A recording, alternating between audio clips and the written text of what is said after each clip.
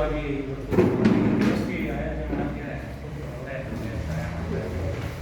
ಇದರಲ್ಲಿ ನಮಗೂ ಕೂಡ ಒಂದು ರಾಜ್ಯ SC/ST ಸಂಘಟನೆಯ ರಾಜ್ಯ ಸಂಘಟನೆ ಮೊದಲನೇದಾಗಿ ಇಲ್ಲೆಲ್ಲ ನಮ್ಮ ಸ್ನೇಹಿತರೇ ಇದ್ದೀರಾ. ನಿಮಗೆಲ್ಲ ನಾನು ಇದೇ ಜಿಲ್ಲೆ ನಮ್ಗೆ ಗೊತ್ತಿದೆ, ರಾಮನಗರ ಜಿಲ್ಲೆ ಆಗಿದೆ. ಎಲ್ಲರೂ ಕೂಡ ವಿಶೇಷವಾದ ಒಲವು ನಮಗೆ ಜಿಲ್ಲೆ ಬಗ್ಗೆ ಇದೆ. ಹಾಗಾಗಿ ನಾನು ಪುಸ್ತಕಗಳನ್ನೆಲ್ಲ ಬರೆದಿರೋದು ನಮ್ಮ ಸಾಹಿತ್ಯ ಕೃತಿಗಳು ಅದಕ್ಕೆ ಕೊಟ್ಟೆ. ನಾವೆಲ್ಲ ನೋಡ್ತಾ ಇದ್ದೀವಿ, ಮೂಲ ನಿವಾಸಿಗಳ ಮಹಾ ಒಕ್ಕೂಟ, ಸಂಘಟನೆಗಳ ಮಹಾ ಒಕ್ಕೂಟ ಅನಿವಾರ್ಯ ಯಾಕಾಯಿತು ಅಂತ ನಿಮಗೆಲ್ಲ ಗೊತ್ತಿರುವಂಥ ವಿಷಯನೇ, ನಾನೇ ಹೊಸದಾಗಿ ಹೇಳಬೇಕಾಗಿಲ್ಲ. ಇವತ್ತು ದೇಶದ ಪರಿಸ್ಥಿತಿ ಹೇಗಾಗಿದೆ, ಆರ್ಥಿಕವಾಗಿ, ಸಾಮಾಜಿಕವಾಗಿ, ಶೈಕ್ಷಣಿಕವಾಗಿ, ಜನಸಾಮಾನ್ಯರ ಸ್ಥಿತಿಗತಿ, ಬಡವರು, ಹಿಂದುಳಿದವರು, ಅಲ್ಪಸಂಖ್ಯಾತರು ಎಲ್ಲ ನಮಗೆಲ್ಲ ಗೊತ್ತಿದೆ. ನಿಮ್ಮ ಪತ್ರಕರ್ತರು ನಾವೇನು ಹೊಸದಾಗಿ ಹೇಳೋ ಅಗತ್ಯನೂ ಇಲ್ಲ. ನಮ್ಮ ದೇಶ ಬಹು ಸಂಸ್ಕೃತಿ, ಬಹು ಜಾತಿಗಳ ವಿವಿಧತೆಯಲ್ಲಿ ಏಕತೆಯನ್ನು ಒಳಗೊಂಡಿರುವಂಥ ದೇಶ. ಅದು ಪ್ರಜಾಪ್ರಭುತ್ವ ರಾಷ್ಟ್ರ. ಇಂತಹ ರಾಷ್ಟ್ರದಲ್ಲಿ ಅಚಾನಕ್ಕಾಗಿ ಒಂದು ಹೊಸ ಬದಲಾವಣೆಯನ್ನೇ ತರ್ತೀವಿ ಎಂದಾಗ ಅದು ಎಡವಟ್ಟುಗಳು ಎಷ್ಟು ಮಟ್ಟಿಗೆ ಆಗತ್ತೆ ಅನ್ನುವಂಥದ್ದನ್ನು ಗಮನಿಸಿದೆ. ನಮ್ಮ ಒಬ್ಬ ಅವರ ಮನುಷ್ಯಜಾತಿ ಕಾಣುತ್ತೇವಲಂ ಕುವೆಂಪು ಅವರ ಅನಿಕೇತನ ವಿಶ್ವ ಮಾನವ ಮಾತುಗಳೇನು ಹೇಳಿದ್ದಾರೆ, ಇಲ್ಲಿ ಯಾರು ಮೇಲಲ್ಲ, ಯಾರು ಕೀಳಲ್ಲ, ಎಲ್ಲರೂ ಸಮಾನರು ಅನ್ನುವಂಥ ಮಾತನ್ನು ಹೇಳ್ತಾ ನಾನು ಈ ಗೋಷ್ಠಿಗೆ ಚಾಲನೆ ಕೊಡಬೇಕು ಅಂತ ನಾನು ಭಾವಿಸ್ತೇನೆ. ಯಾಕಂದ್ರೆ ಇವತ್ತು ಅವರೆಲ್ಲ ನಮಗೆ ಅನಿವಾರ್ಯ ಅಂತ ಅನಿಸ್ತಾ ಇದೆ. ನಾನು ರಾಮನಗರ ಜಿಲ್ಲೆಯಿಂದ ಶುರು ಮಾಡೋದಾದ್ರೆ, ನಮ್ಮ ರಾಮನಗರ ಜಿಲ್ಲೆಗೆ ನಾನು ಇಲ್ಲಿ ಹುಟ್ಟಿಗ 53 ವರ್ಷ ಆಯಿತು. ನಾನು ಇಲ್ಲೇ ಪ್ರೈಮರಿ ಶಾಲೆ ಇರ್ಬೋದು, ಇವತ್ತಿಗೂ ಜಿಲ್ಲೆಗೆ ಓಡ್ತಾ ಇದ್ದೀವಿ. ನಮಗೆ ಜಿಲ್ಲೆಯಲ್ಲಿ ಕಲ್ತಿದ್ದೀವಿ, ನೋಡಿದ್ದೀವಿ. ನಾವು ಓದ್ತಿದ್ದಾಗ ಹೇಗಿತ್ತು ರಾಮನಗರ ಜಿಲ್ಲೆ, ಇವತ್ತು ಹಾಗೆ ಇದೆ ಅಂದ್ರೆ ನಮಗೆ 50 ವರ್ಷದ ನಂತರ ಒಂದು ನಾಚಿಕೆ ಆಗುತ್ತೆ. ಏನಂದ್ರೆ ಒಂದು ರಸ್ತೆ ಒಂದು SL ಕೃಷ್ಣ ಅವರು ಮಾಡಿದ್ದು, ಆಮೇಲೆ ಅಂಥ ಅಭಿವೃದ್ಧಿ ಅಂತ ನಾವೇನು ದೊಡ್ಡ ಪ್ರಮಾಣದಲ್ಲಿ ನೋಡೋಕೆ ಸಾಧ್ಯ ಆಗಿಲ್ಲ 50 ವರ್ಷ ಆದ್ರೂ.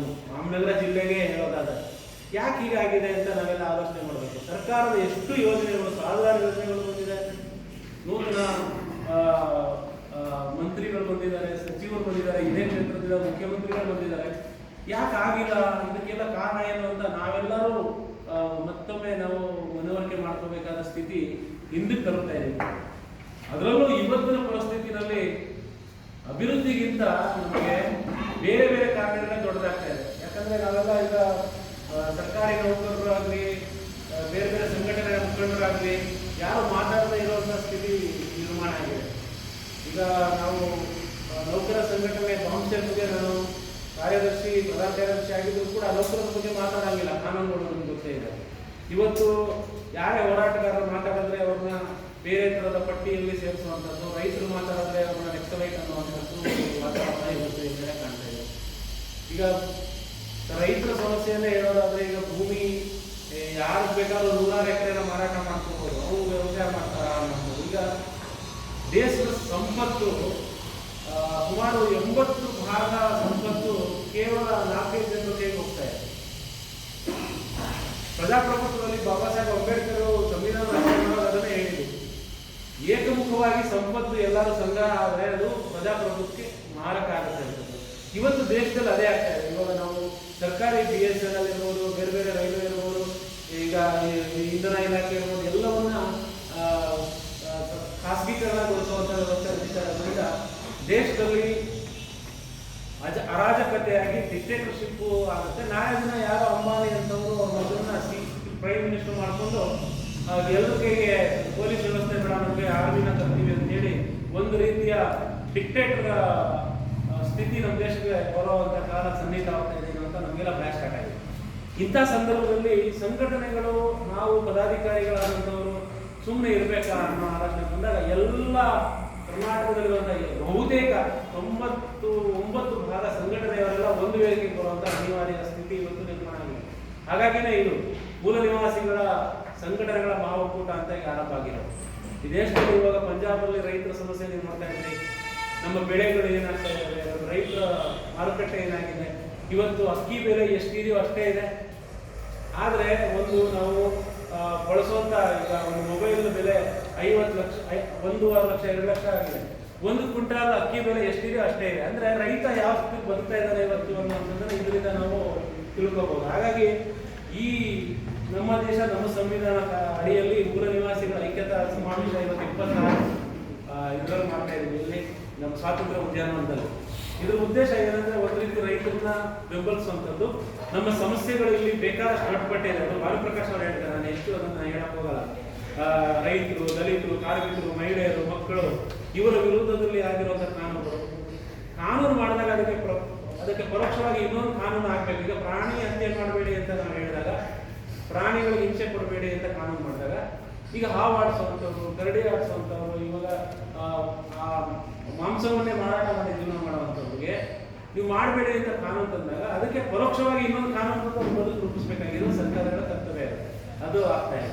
ಬಹಳ ಮುಖ್ಯವಾಗಿ ಆರ್ಥಿಕ ಸ್ಥಿತಿ ಇವತ್ತು ಏನಾಗ್ತಾ ಇದೆ ಅದೆಲ್ಲ ನಾವು ಭಾನುಪ್ರಕಾಶ್ ಬಿಟ್ಕೊಡ್ತೀನಿ. ನಾನು ಸರ್ಕಾರಿ ನೌಕರರಿಗೆ ಸೀಮಿತವಾಗಿ ಮಾತಾಡೋದಾದ್ರೆ, ಇವತ್ತು ಸರ್ಕಾರಿ ನೌಕರರು ನೀವು ಸಾಹಿತ್ಯ ಬರೀಬೇಡಿ, ನಾಟಕ ಮಾಡಬೇಡಿ, ಅಭಿನಯಿಸಬೇಡಿ, ನಿಮ್ಮ ಫ್ಯಾಮಿಲಿಯವರು ರಾಜಕೀಯ ಸಪೋರ್ಟ್ ಮಾಡಬೇಡಿ, ಆಮೇಲೆ ನೀವು ಯಾವುದೇ ಸಂಘಟನೆಗಳನ್ನು ಮಾಡ್ಕೋಬೇಡಿ.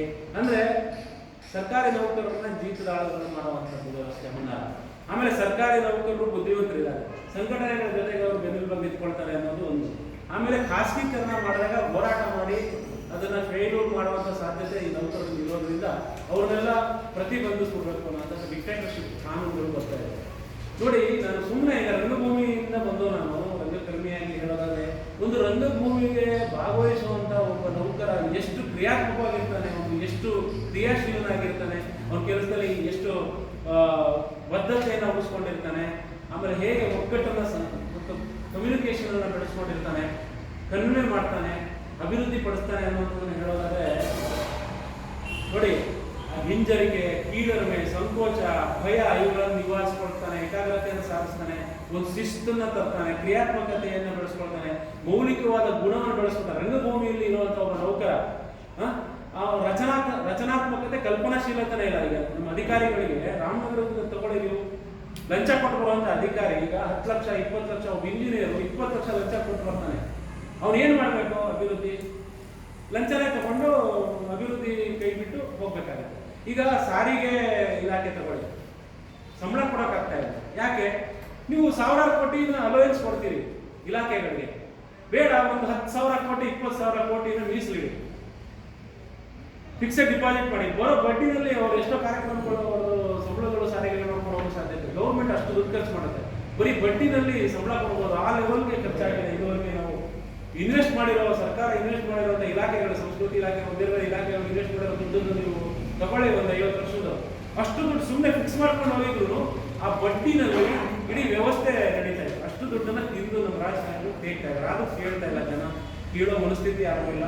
ಇಲ್ಲೇನೋ ಒಂದು ಕಾಮಗಾರಿ ಕಡಿಮೆ ಆಗುತ್ತೆ ಅಂದರೆ ಯಾರು ನಾವು ಮಾತಾಡೋದಿಲ್ಲ, ನಂದಲ್ಲ ಅನ್ನೋದು. ಪ್ರತಿಯೊಬ್ಬ ಬಡವನು ಒಂದು ಟ್ಯಾಕ್ಸ್ ಕಟ್ತಾರೆ, ಅವನಿಗೆ ಯಾವುದೇ ಸವಲತ್ತು ಸಿಗ್ತಾ ಇಲ್ಲ ಅನ್ನುವಂಥದ್ದು ಬಹಳ ಮುಖ್ಯವಾಗಿದೆ. ಹೀಗಾಗಿ ನಾವು ಸಾಹಿತ್ಯವನ್ನು ರಚನೆ ಮಾಡಬೇಡಿ, ಸಂಸ್ಕೃತಿಯನ್ನು ಬೆಳೆಸಬೇಡಿ ಅಂದರೆ ನಾವು ಸಂಸ್ಕೃತಿಯಿಂದಲೇ ಬೆಳೆದಿರುವಂಥ ದೇಶ ನಮಗೆ. ಹಾಗಾಗಿ ಇವನ್ನೆಲ್ಲ ಪ್ರತಿರೋಧ ಮಾಡಬೇಕು ಅಂತ ಹೇಳಿ ಈ ಸಂಘಟನೆ ಬಹಳ ಮುಖ್ಯವಾಗಿ ಇದೆ. ಇವಾಗ ಮುಸ್ಲಿಮರಿಗೆ ಆಗ್ತಿರುವಂಥ ಅನ್ಯಾಯ, ಕ್ರಿಶ್ಚಿಯನ್ರಿಗೆ ಆಗ್ತಿರುವಂಥ ಅನ್ಯಾಯ, ಮಹಿಳೆಯರ ಮೇಲೆ ದಿನ ಒಂದು ಅತ್ಯಾಚಾರ ಆಗುತ್ತೆ, ಅದಕ್ಕೆ ಕಾನೂನಿಲ್ಲ. ಮುಖಂಡರುಗಳ ಮೇಲೆ ದಬ್ಬಾಳಿಕೆಗಳು ನಡೀತೆ, ಅವರು ಹಿಡ್ಕೊಂಡು ಹೊಡಿತಿದ್ದಾರೆ, ಪೊಲೀಸರು ಒಂದು ಕೇಸ್ ದಾಖಲೆ ಮಾಡೋದಿಲ್ಲ. ಕನ್ನಡ ಹೋರಾಟಗಾರರು ಇಲ್ಲೇ ಕನಕಪುರದಲ್ಲಿ ಕಾರ್ಯಕ್ರಮ ಹಾರೋಳಿ ಮಾಡಿದಾಗ ಕೇಸ್ ಹಾಕಿದ್ರು, ಬೇರೆಯವರು ಬೇಕಾದಲ್ಲಿ ಕಾರ್ಯಕ್ರಮಗಳು ಬಿಟ್ಟರು. ಈಗ ವೈಭವ ಕರ್ನಾಟಕದವರೇ ಕೇಸ್ ಹಾಕಿದ್ರು.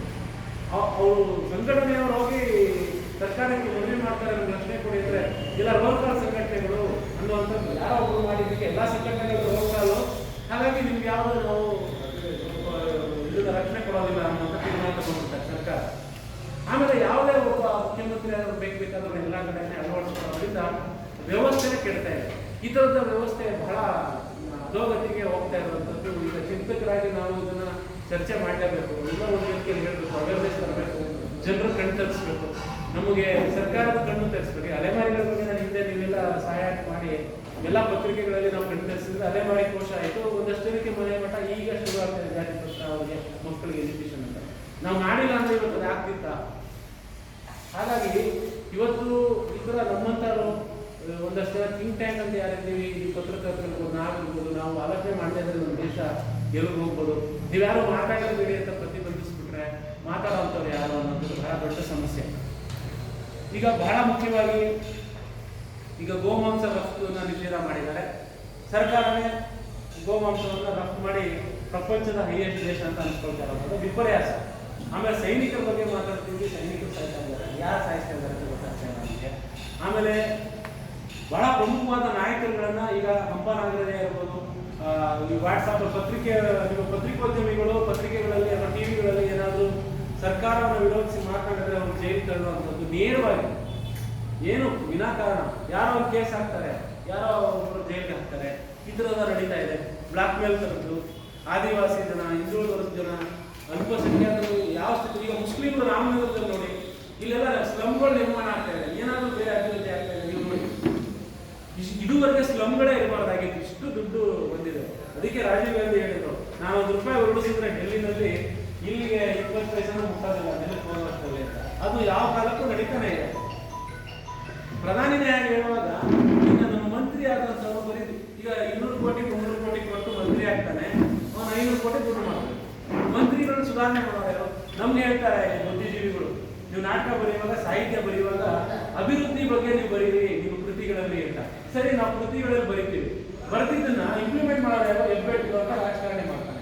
ಅವನಿಗೆ ಯಾವುದೇ ನಮ್ಮ ಪರಿಸರದ ಜ್ಞಾನ ಇಲ್ಲ, ವೈಜ್ಞಾನಿಕ ಜ್ಞಾನ ಇಲ್ಲ, ಶಿಕ್ಷಣದ ಜ್ಞಾನ ಇಲ್ಲ, ಸಾಮಾಜಿಕ ಸಂಸ್ಕೃತಿ ಗೊತ್ತಿಲ್ಲ, ಅಭಿವೃದ್ಧಿ ಅಂದ್ರೆ ಏನು ಗೊತ್ತಿಲ್ಲ. ವಿದೇಶದಲ್ಲಿ ಏನಾಗ್ತಾ ಇದೆ, ನಾವೇನು ಅಭಿವೃದ್ಧಿ ಇಂಧನ ಇಲಾಖೆಯಲ್ಲಿ ಡಿ.ಕೆ. ಶಿವಕುಮಾರ್ ಮಾಡಿದಾಗ ಬೃಹತ್ ಯೋಜನೆ ಆಕ್ಚುಲಿ ಅದು ಅಪ್ರಿಷಿಯೇಟ್ ಮಾಡಬೇಕು. ಆ ಸಮಸ್ಯೆನೇ ಬಗೆಹರಿಸ್ಬಿಟ್ಟು ಅವರಿಗೆ ಮಾರ್ಕ್ ಮಾಡಿ ನಮ್ಮ ರಾಮನಗರ ಜಿಲ್ಲೆಯವರು ಕೇಳೋದು ನಮ್ಗೆ ಹೆಮ್ಮೆ ಆಗಿದೆ. ಆ ಥರ ಕೆಲಸ ಮಾಡುವಾಗ ನಾವು ಒಂದಷ್ಟು ಜನ ನಮಗೆ ಬರಬೇಕು. ಪಕ್ಷಾತೀತವಾಗಿ ಹೇಳ್ತಾ ಇರೋದು, ನಾನು ಅವ್ರನ್ನ ತುಂಬ ಓಲೈಸ್ಕೊಂಡು ಹೇಳ್ತಿದ್ದೀನಿ ಅಂತಲ್ಲ. ಅಭಿವೃದ್ಧಿ ಯಾರೇ ಮಾಡಿದ್ರು ಅದನ್ನ ಸ್ವೀಕರಿಸಬೇಕು. ನಾವೆಲ್ಲ ಸ್ಟೂಡೆಂಟ್ ಇದ್ದಾಗ ಯಾರು ಯುವಕರಿಗೆ ಸಪೋರ್ಟ್ ಮಾಡ್ತಾರೆ ಪಕ್ಷಾತೀತವಾಗಿ, ಎಲ್ಲ ಪಕ್ಷದವರು ಸಪೋರ್ಟ್ ಮಾಡ್ತಾ ಇದ್ದೀವಿ ಹೋಗಿ ವಿದ್ಯಾರ್ಥಿ ಮುಖಂಡರಾಗಿದ್ದಾರೆ. ಆ ಥರದ ವ್ಯವಸ್ಥೆ ಇವತ್ತು ಬರಬೇಕು. ನಾವು ಜಾತಿ ನೋಡ್ಕೊಂಡು ಸಪೋರ್ಟ್ ಮಾಡೋದಾಗಲಿ, ಪಕ್ಷ ನೋಡ್ಕೊಂಡು ಸಪೋರ್ಟ್ ಮಾಡೋದಾಗಲಿ ಅಲ್ಲ. ಅಭಿವೃದ್ಧಿ ಯಾರು ಮಾಡ್ತಾರೆ ಅವ್ರು ಸಪೋರ್ಟ್ ಮಾಡೋ ವ್ಯವಸ್ಥೆ ಬರಬೇಕು. ಜನ ಬುದ್ಧಿವಂತರಾಗಬೇಕು. ಪತ್ರಕರ್ತರು ಮತ್ತೆ ನಮ್ಮ ಬುದ್ಧಿಜೀವಿಗಳು, ಈ ಸಿನಿಮಾದವರಿರ್ಬೋದು, ಸಾಹಿತಿಗಳಿರ್ಬೋದು, ನಾವು ತಯಾರು ಮಾಡಬೇಕಾಗಿ ರಾಜಕಾರಣಿಗಳನ್ನಲ್ಲ, ಜನರನ್ನು ತಯಾರು ಮಾಡಬೇಕು. ಅಭಿವೃದ್ಧಿ ಪರವಾಗಿ ಮಾತಾಡೋ ಹಾಗೆ. ಈಗ ಒಂದು ನಾಟಕ ನೋಡ್ಬೇಕು ಅಂದ್ರೆ ಜಪಾನಲ್ಲಿ ಕಬುಕಿ ಅಂತ ಒಂದು ನಾಟಕ ನೋಡ್ಬೇಕು ಅಂದ್ರೆ ಪ್ರೇಕ್ಷಕರನ್ನ ತಯಾರು ಮಾಡ್ತಾರೆ ಅವರು, ಡೈರೆಕ್ಟರ್ ಅಂತ ಹೇಗೆ ನೋಡ್ಬೇಕು ಅನ್ನೋದು ಟೆಕ್ನಿಕ್ ಹೇಳ್ಕೊಡ್ತಾರೆ. ಆಮೇಲೆ ಅವ್ರು ನೋಡಿ ಅದು ಅರ್ಥ ಮಾಡ್ತಾರೆ. ಆ ಥರ ಸಮಾಜವನ್ನ ಯಾವ ರೀತಿ ಜನ ನೋಡಬೇಕು ಅನ್ನೋದನ್ನ ಜನರನ್ನ ಸೃಷ್ಟಿ ಮಾಡುವಂಥದ್ದು ನಮ್ಮ ಕೈಲಿದೆ. ಇವತ್ತು ಪತ್ರಿಕೆಗಳ ಕೈಲಿದೆ, ಮಾಧ್ಯಮಗಳ ಕೈಲಿದೆ. ಯಾರೋ ಹೇಳ್ತಾ ಇದ್ರು ಬ್ರಿಟಿಷ್ ಏನಾದ್ರು ಇವತ್ತು ಇದ್ದಿದ್ರೆ ಮಾಧ್ಯಮಗಳು ಅವ್ರ ಜೊತೆ ಸೇರ್ಕೊಂಡು ನಮ್ಮ ಸ್ವಾತಂತ್ರ್ಯ ಕೊಡಿಸ್ತಿರ್ಲಿಲ್ಲ ಅಂತ ಹಿಂದೆಲ್ಲೂ ಆರೋಪ ಮಾಡ್ತಾರೆ. ಹಾಗಾಗಿ ಮಾಧ್ಯಮಗಳ ಜವಾಬ್ದಾರಿ ಏನು ಅನ್ನೋದನ್ನು ಇವತ್ತು ನಾವು ಚರ್ಚೆ ಮಾಡಬೇಕಾಗಿದೆ. ನಾವೆಷ್ಟೇ ಪ್ರಾಮಾಣಿಕವಾಗಿ ಮಾಧ್ಯಮ ಕೆಲಸ ಮಾಡಿದ್ರೆ ನಮಗೆ ಪತ್ರಿಕೆ ನಡೆಯೋದಿಲ್ಲ ಅಂತ ಸಮಸ್ಯೆ. ಪತ್ರಿಕೆಗಳು ಮುಚ್ತಾ ಇದ್ದಾರೆ, ಟಿವಿ ಚಾನಲ್ಗಳು ಎಷ್ಟೋ ಮುಚ್ಕೊಂಡು ಹೋಗ್ತಾ ಇದ್ದಾರೆ. ಇದೆಲ್ಲನೂ ವಿದ್ಯಮಾನಗಳಿಗೆ ಯಾರು ಮನೆ? ಒಂದು ಮಾಧ್ಯಮನ ಉಳಿಸ್ಕೊಳಕ್ಕಾಗಲ್ಲ, ಒಬ್ಬ ಸಾಹಿತಿಗಳನ್ನು ಉಳಿಸ್ಕೊಳಕ್ಕಾಗಲ್ಲ ಅಂದ್ರೆ ಯಾರು ಇದ್ರ ಬಗ್ಗೆ ಚಿಂತನೆ ಮಾಡಬೇಕು? ಬರೀ ನಾವೇ ಮಾಡಬೇಕು, ಜನ ಮಾಡಬೇಕು, ಅಂದರೆ ಸಮಂತ್ರಗಳು ಮಾಡಬೇಕಾಗುತ್ತೆ. ಬಹಳ ದೊಡ್ಡ ಸಮಸ್ಯೆ ನಮ್ಮ ಮುಂದೆ ಇರುವಂಥದ್ದು. ಹಾಗಾಗಿ ನಾವು ಈ ರೈತರ ಮಕ್ಕಳಾಗಿ ನಾವು ಸಾಮಾಜಿಕ ಸಂಘಟನೆಯ ಹೋರಾಟಗಳಲ್ಲಿದ್ದವರು, ಸಾಹಿತಿಗಳು, ಕಲಾವಿದರು, ನೌಕರರು ಎಲ್ಲರಿಗೂ ಮಾತಾಡೋದಾದ್ರೆ ನಮಗೆ ಇವತ್ತು ಸ್ಥಿತಿ, ನಾವು ಸಂಬಳ ತಗೊಳ್ಳೋವಂಥವ್ರು ಜೀವನ ನಡೆಸೋಕ್ಕಾಗಲ್ಲ. ನನ್ನ ಪರ್ಸನಲ್ ಹೇಳೋದಾದ್ರೆ ಲೋನ್ ತಗೊಂಡು ಒಂದು ಮನೆ ತಗೊಂಡಿತ್ತು, ಇರೋ ಸಂಬಳ ಎಲ್ಲ ಹೋಗ್ತಿರುತ್ತೆ, ಜೀವನ ಮಾಡೋಕ್ಕಾಗ. ಒಂದು DA ಕೊಡೋಲ್ಲ, ಒಂದೇನೋ ಎಲ್ಲ ಈಗ ಬೇರೆ ಒಂದು ಸಾಫ್ಟ್ವೇರ್ ಕಂಪ್ನಿನಲ್ಲಿ ಕೊಡೋ ಸಂಬಳ ಸರ್ಕಾರಿ ನೌಕರಿಗಿಲ್ಲ. ಈಗ ಇಲಾಖೆಗಳಲ್ಲಿ ಕೆಲಸ ಮಾಡ್ತಿರೋದು ಸರ್ಕಾರಿ ಕೆಲಸ ಕೂಡ ಬಿಟ್ಟೋಗೋಣ, ನಾವು VR ಕೊಡಿ ಅನ್ನೋ ಮಟ್ಟದಲ್ಲಿ ಸರ್ಕಾರಿ ನೌಕರರಿದ್ದಾರೆ. ಇದಕ್ಕೆಲ್ಲ ಯಾರು ಹೊಣೆ, ಯಾರು ಆಲೋಚನೆ ಮಾಡ್ಕೊಂಡು ಬಹಳ ಮುಖ್ಯವಾಗಿ ಗಂಭೀರವಾಗಿರುವಂಥ ಸಮಸ್ಯೆ. ನಾವಿಲ್ಲಿ ರಾಮನಗರ ಜಿಲ್ಲೆನ ಯಾಕೆ ಆಯ್ಕೆ ಮಾಡ್ಕೊಂಡೆ ಅನ್ನೋದನ್ನು ನಿಮ್ಗೆ ಹೇಳ್ತೀನಿ. ನಾವು ಬೆಂಗಳೂರಲ್ಲಿ ಪ್ರೆಸ್ ಮೀಟ್ ಮಾಡಿದ್ರೆ ಬೆಂಗಳೂರಲ್ಲಿ ಕೆಲವೇ ಬೆರಗಣಿಕೆ ಒಂದೆರಡು ಪತ್ರಿಕೆ ಬರೀತಾರೆ, ಯಾರು ಬರೆಯೋದು. ಇಲ್ಲಾಂದ್ರೆ ಮ್ಯಾಕ್ಸಿಮಮ್ ಪತ್ರಿಕೆ ಕವರ್ ಆಗಿದೆ. ಅಟ್ಲೀಸ್ಟ್ ನಮಗೆ ಒಂದಷ್ಟು ಸುದ್ದಿ ಆದರೂ ಹೊರಗಡೆ ನಾವು ಮಾತಾಡಿ 4 ಜನಕ್ಕೆ ಹೋಗ್ಬೋದು ಅನ್ನೋ ಒಂದು ಆಸೆಯಿಂದ ನಾನು ಪ್ರಾಮಾಣಿಕವಾಗಿ ಹೇಳ್ತಾ ಇಲ್ಲಿ ಬಂದು ಭರ್ತಿ ಮಾಡ್ತಾ ಇದ್ದೀನಿ. ಇದು ಸ್ಟೇಟ್ ನ್ಯೂಸ್ ಆಗುವಂಥದ್ದು ವಿಷಯನ ಇಲ್ಲೇ ಮಾತಾಡೋಣ ಅಂತ ಹೇಳಿ ನಾವು. ಅದಕ್ಕೆ ನಿಮ್ಮೆಲ್ಲರ ಸಹಕಾರ ನಾನು ಬಯಸ್ತೀನಿ. ಹೆಚ್ಚು ನಾನು ಹೇಳೋಂಗಿಲ್ಲ, ನೀವೇ ನಿಮ್ಗೆ ತೋಚಿದ ದೃಷ್ಟಿಯಲ್ಲಿ ನಮ್ಮ ಇದನ್ನ ಇಟ್ಕೊಂಡು ಬರೀಬೇಕು. ಈ ಸಂಘಟನೆಗಳಿಗೆ ಬೆಂಬಲವಾಗಿರಬೇಕು.